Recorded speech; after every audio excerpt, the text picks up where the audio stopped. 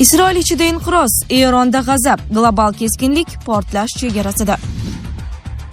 Katta signal berildi. AQSh gipertovushli zarbaga yaqinlashmoqda. Eron uchirish qurilmalari nishonga olinmoqda. Geosiyosiy to'lqin, Eron va AQSh o'rtasidagi keskinlik yangi bosqichga o'tmoqda. Isroilda bunga yechim yo'q. Hizbulloh maxsus dronlardan tobora kengroq foydalanmoqda. Dmitriy Peskov Trampga taklif yo'qligini tan oldi. Moskva qarori keskin muhokamada. Eron mojarosi 30 milliondan ortiq odamni qashshoqlikka tushirishi mumkin. BMT. Dunyo siyosatini biz bilan faol kuzatib borayotgan tomoshabinlarga assalomu alaykum.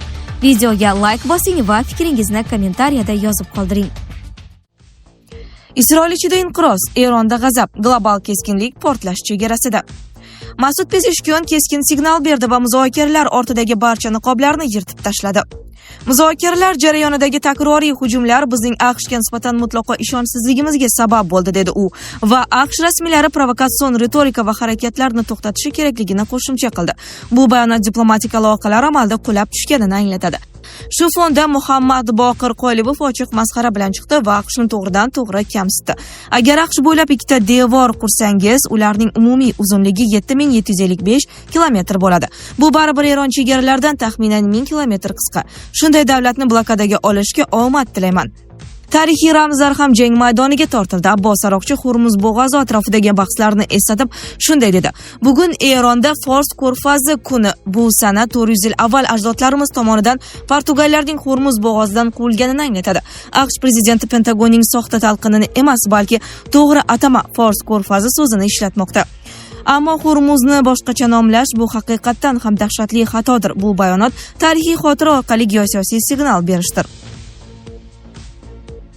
Katta signal berildi. AQSh gipertovushli zarbaga yaqinlashmoqda. Eron uchirish qurilmalari nishonga olinmoqda. AQSh markaziy qo'mondonligi Dark Eagle gipertovushli raketasini yaqin sharqqa yuborishni so'radi. Bu haqda Bloomberg xabar berdi. Mazkur raketa Eron hududidagi ballistik raketa uchirish qurilmalariga zarba berish uchun mo'ljallangan. Agar so'rov ma'qullansa, bu AQShning ilk bor gipertovushli raketasini joylashtirishi bo'ladi. Bu borada mamlakat Rossiya va Xitoydan ortda qolmoqda. Eron o'zining uchirish qurilmalarini AQShning hozirgi Praxton Strike missil yetib bormaydigan hududlarga ko'chirgan.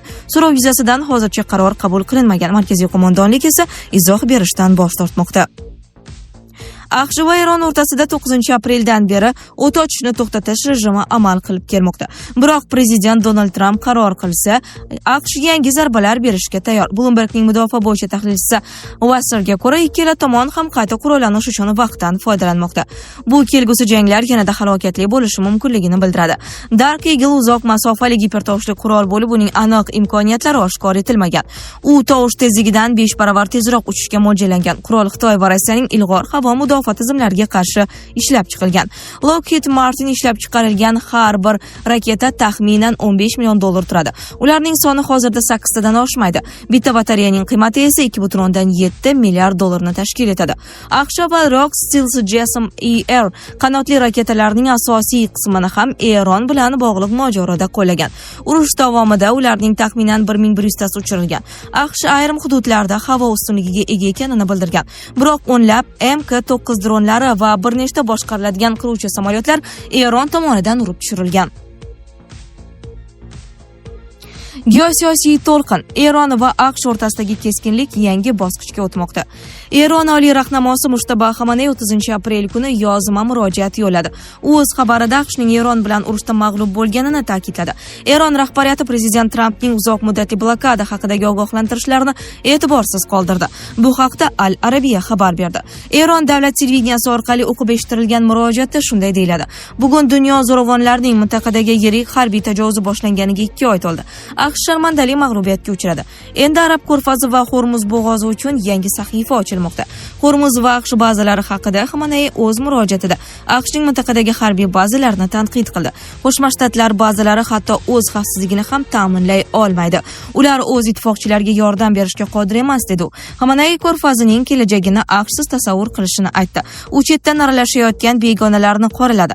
Minglab kilometr uzoqlikdan kelib aralashayotganlarning bu yerda o'rni yo'q. Ularning Trampning joyi faqat dengiz tubidadir. U o'z nutqini davom ettirib, Eron xalqi o'z milliy boyliklarini himoya qilishini aytdi. Islom Respublikasi o'zining ilg'or texnologiyalarini xuddi o'z chegaralari kabi qo'riqlaydi deb qo'shimcha qildi. Eron harbiy dengiz kuchlari qo'mondoni Shahram Eroniy ham ogohlantirish bilan chiqdi. Uning aytishicha, Eron yaqin kelajakda o'zi ishlab chiqqan yangi dengiz qurollarini ishga soladi. Hozirda Hormuz bo'g'ozi Yaqin Sharqdagi urushning asosiy o'chog'iga aylangan. Eron bu suv yo'li orqali kemalarning o'tishini keskin cheklab qo'ygan. O'tgan haftada yuqori martabali qonun chiqaruvchi Tehron bo'g'ozidan o'tayotgan kemalardan ilk bor boj yig'ganini ma'lum qildi. Mushtabah Xamenei 9-mart kuni Eronning yangi oliy rahnamosi etib tayinlangan. O'shandan beri u hali xalq oldida ko'rinish bergani yo'q. Uning murojaati Eronda har yili nishonlanadigan Milliy Arab ko'rfazi kuni munosabati bilan e'lon qilindi. Bu holat hayot sifatiga ta'sir qilyaptimi? Oilaviy hayotda zaiflik, stress va ishonchsizlik olib kelyaptimi? Vulkan erkak kuchi va ishonchining yangilangan manbai. Prostata bezi adenomasi, surunkali prostatitdan qutulishga yordam beruvchi ishonchli formula. Atigi 5-7 kun ichida natijasini sezasiz. O'zingizni yengil va ishonchli his eting. Vulkan siz izlagan tabiiy yechim. Isroilda bunga yechim yo'q. Hizbulloh maxsus dronlardan tobora kengroq foydalanmoqda. Hizbulloh Ukraina urushida orttirgan qimmatli tajribani o'rganib, unga keng murojaat qila boshladi. Livanliklar Isroil kuchlariga qarshi kamikaze sinfidagi uchuvchisiz uchish qurilmalari, jumladan optik tola kabelli FPV dronlari faol qo'llayapti. Bu tashkilot 2024-yilgi voqealardan so'ng qisqa vaqt ichida o'zining jangovar imkoniyatlarini ta'kidlaganidan, shu bilan birga yangi vositalar bilan harbiy salohiyatini mustahkamlaganidan dalolat beradi.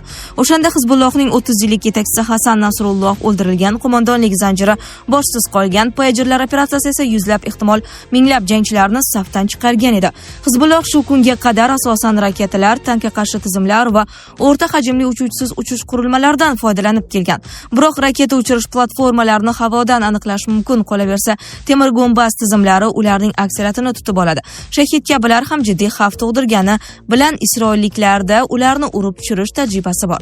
Ammo bu safar Isroil qo'shinlari avval duch kelmagan tahdid bilan yuzlashdi. Bu Ukraina urushida olingan saboqlar bilan bog'liq. Livan qurolli harakati mamlakat janubi Benjibayl va Ham shaharlari uchun janglarda FPV dronlarni keng qo'llamoqda. Hizbulloh kuchlari ulardan Merkava tanklari, Namar piyoda jangovar mashinalari va shaxsiy tarkibga qarshi foydalanyapti. E'tiborlisi, bu turdagi uchuvchisiz uchish qurilmalarining aksariyati radio to'lqinlari emas, optik tolali kabellar bilan boshqariladi. Shu bois Isroil armiyasi inventarida mavjud hech qaysi elektron urush tizimi ularga qarshi ta'sir ko'rsata olmaydi. Dron aniqlangan vaqtda esa odatda juda kech bo'ladi. Mudofaa vaziri va boshqa shtab boshlig'i bundan yaxshi xabardor. Biz ushbu muammolarni hal qilish uchun jiddiy texnologik sa'y-harakatlarni amalga oshiryapmiz. Agar biz muammoni operatsion va texnologik vositalar kombinatsiyasi orqali hal qila olsak, amalda ularni qurolsizlantirish yo'liga kirgan bo'lamiz, dedi Isroil bosh vaziri. Isroil ulkan texnologik tajriba va resurslarga ega bo'lsa ham, masala Netanyahu aytganidan ancha murakkabroq. Qurilma qayerdan uchirilganini aniqlash uchun keng hududni bir vaqtning ichida sinchiklab tekshirish yoki optik tolali kabelning narigi uchini topish kerak bo'ladi. Bu esa odatda 5-10 kilometrga cho'ziladi. Qolaversa, operator missiya bajarilganidan so'ng qisqa vaqt ichida joyini o'zgartirishi mumkin. VPV dron operatori uni istalgan uy derazasidan yoki yerto'ladan uchirib, o'zi xavfsiz joydan boshqarishi mumkin. Ammo bu turdagi uchuvchisiz uchish qurilmalarining ham o'ziga yarasha kamchiliklari bor. Birinchi navbatda ularni noqulay relif, ayniqsa binolar ichida joylashgan shaharlarda qo'llash muammolari kuzatiladi. Bu kabel o'ralashib qolishi, hatto uzilib ketishi mumkinligi bilan bog'liq. Qolaversa, optik tola jamlangan g'altak uchuvchisiz uchish qurilmasining vaznini oshirib, parvoz masofasiga ta'sir qiladi. Shunga qaramay, ular butun dunyo bo'ylab keng ommalashmoqda. Isroilda uchuvchisiz uchish qurilmalariga qarshi kurash uchun kompleks tizimlar bor. Ammo ularning hech biri optik tola kabelli FPV dronlarga nisbatan samarali himoya bilan ta'minlay olmaydi. Bunday tahdidlarni zararsizlantirishda qo'l kelishi mumkin bo'lgan temir nur lazer mudofaa tizimi esa statsionar xususiyatga ega bo'lib, Isroil ichkarisiga joylashtirilgan.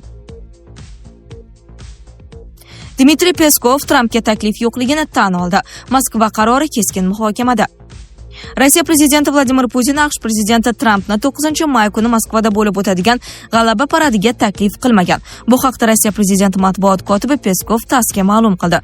Yo'q deya qisqa javob bergan Peskov tegishli savolga izoh berar ekan. Trampning paradga taklif etilgani haqidagi xabarlarga rad javobini berdi. Shu bilan birga 29-aprel kuni Putin va Tramp o'rtasida telefon orqali muloqot bo'lib o'tgan. Suhbat davomida Rossiya prezidenti g'alaba kuni munosabati bilan vaqtinchalik sulh e'lon qilishga tayyorligini bildirgan. Rossiya prezidentining xalqaro ishlar bo'yicha yordamchisi Ushakovga ko'ra, Tramp ushbu taklifni qo'llab-quvvatlagan.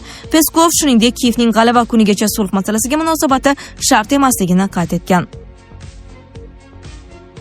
Eron mojarosi 30 milliondan ortiq odamni qashshoqlikka tushirishi mumkin. BMT Birlashgan Millatlar Tashkilotining taraqqiyot dasturi ma'lumotlariga ko'ra, Eron atrofidagi mojaro global miqyosda jiddiy iqtisodiy oqibatlarga olib kelishi va 160 mamlakatda 30 milliondan ortiq odamni qashshoqlikka tushirishi mavjud. Birlashgan Millatlar Tashkilotining taraqqiyot dasturi ma'lumotlariga ko'ra, Eron atrofidagi mojaro global miqyosda jiddiy iqtisodiy oqibatlarga olib kelishi va 160 mamlakatda 30 milliondan ortiq odamni qashshoqlikka tushirish xavfi mavjud. BMT ma'muri Aleksandr Dekru AFP agentligiga bergan intervyusida qayd etishicha, o'tkazilgan tahlillarga ko'ra, urush qisqa muddatda to'xtatilgan taqdirda ham dunyo bo'yicha kamida 32 million kishi qashshoqlik darajasiga tushib qolishi mumkin. Biz 6 haftalik urush asosida tadqiqot o'tkazdik. Hisob-kitoblarga ko'ra, mojaro to'xtatilsa ham 160 mamlakatda millionlab insonlar qashshoqlikka duch keladi, dedi Dekru. BMTda mutaxassislarning ta'kidlashicha, mojaro oqibatida yuzaga kelayotgan energetik inqiroz va narxlar o'sishi ayniqsa Sahroyi Kabirdan Janubiy Afrika davlatlari, shuningdek Osiyodagi Bangladesh, Kambodja kabi mamlakatlarga kuchli ta'sir ko'rsatishi mumkin. Dasturga ko'ra, vaziyatning yanada yomonlashuvining oldini olish uchun kamida 6 milliard AQSh dollari miqdorida energiya va oziq-ovqat subsidiyalar ajratilishi zarur. 28 fevral kuni AQSh va Isroil tomonidan Eronga qarshi harbiy operatsiya boshlangan bo'lib, Tehron va boshqa yirik shaharlar zarbalarga uchragan. Keyinchalik mintaqada keskinlik kuchayib, turli davlatlardagi AQSh va ittifoqchi nishonlarga javob hujumlari amalga oshirilgani qayd etilgan. Sizlarga yetkazmoqchi bo'lganlarimiz shulardan iborat edi. Dunyo yangiliklaridan uzoqlashmang.